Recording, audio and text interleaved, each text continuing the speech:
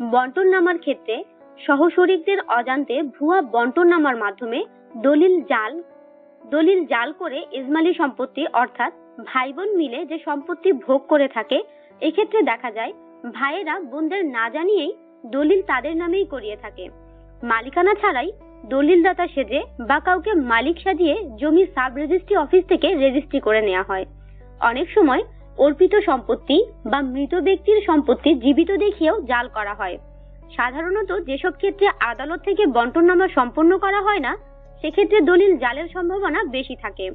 মালিক বিদেশে থাকলে মূল দলিল থেকে জালিয়াতি করা হতে পারে। জালের রকম ফের অনেক সময় ঘষা মাজা করে এবং ওভার রাইটিং বা কাটাছেঁড়া করেও দলিল জাল করতে পারে। আবার মূল তারিখ ঠিক রেখে দলিলের বিষয়বস্তু জাল করতে পারে। আপনি যে জমিটি কিনছেন সেটির দলিল জাল কিনা তা কিভাবে জানবেন?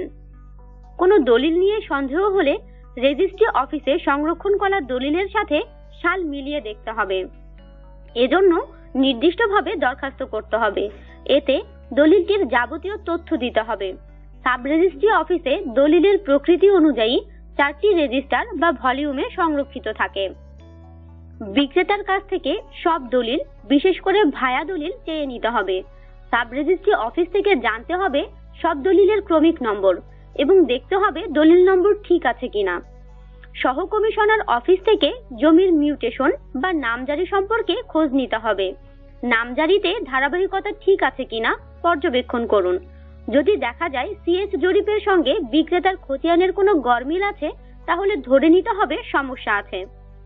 দলিল সম্পাদনের সময় ব্যবহৃত স্ট্যাম্পের পেছনে কোনো ভেন্ডার থেকে স্ট্যাম্প কেনা হয়েছে। দলিল সম্পাদনের সময় ব্যবহৃত স্ট্যাম্পের পেছনে কোন ভেন্ডার থেকে স্ট্যাম্প কেনা হয়েছে এবং কার নামে কেনা হয়েছে খেয়াল রাখুন। প্রতিটি স্ট্যাম্পের পেছনে একটি ক্রমিক নম্বর উল্লেখ থাকে। এই নম্বরটি ঠিক আছে কিনা প্রয়োজনে স্ট্যাম্প বিক্রেতার সঙ্গে দেখা করে যাচাই করে নিন। একাধিক মালিকের ক্ষেত্রে সরজমিনে গিয়ে স্থানীয় লোকজনের সঙ্গে কথা বলে মূল মালিককে তা নির্ণয় করতে হবে। ভূমি অফিস থেকে বিভিন্ন সিল পরীক্ষা করেও জালিয়াতি নির্ণয় করা যায়।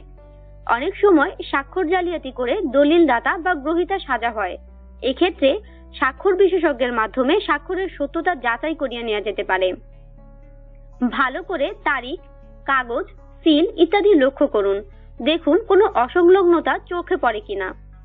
জরিপ খতিয়ানে জমির পরিমাণ পরবর্তী সময়ে যতবার বিক্রি হয়েছে তার সঙ্গে জমির পরিমাণ মিল আছে কিনা তা যাচাই করুন। দাগ নম্বর, ঠিকানা এসব ঠিক আছে কিনা পরীক্ষা করুন।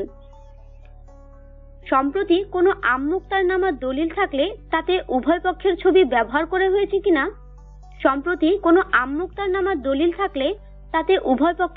ব্যবহার করা হয়েছে কিনা যাচাই করতে হবে। কোনো দান করা জমি হলে দলিলের সম্পাদনের তারিখ দেখে কবে জমিতে গ্রহীতা দখলে গেছে তা যাচাই করতে হবে। দলিলটি রেজিস্ট্রি করা কিনা এবং দলিলদাতার সঙ্গে গ্রহীতার সম্পর্ক কি তা যাচাই করতে হবে। সম্প্রতি সম্পন্ন হওয়া কোনো বিকৃত দলিলের দলিল লেখকের নাম ঠিকানা জেনে সরেজমিনে কথা বলে নেওয়া দরকার। সম্প্রতি সম্পন্ন হওয়া কোনো বিকৃত দলিলের দলিল লেখকের নাম ঠিকানা জেনে সরেজমিন কথা বলে নেওয়া দরকার। আমাদের সাথেই থাকুন এবং সাবস্ক্রাইব করুন।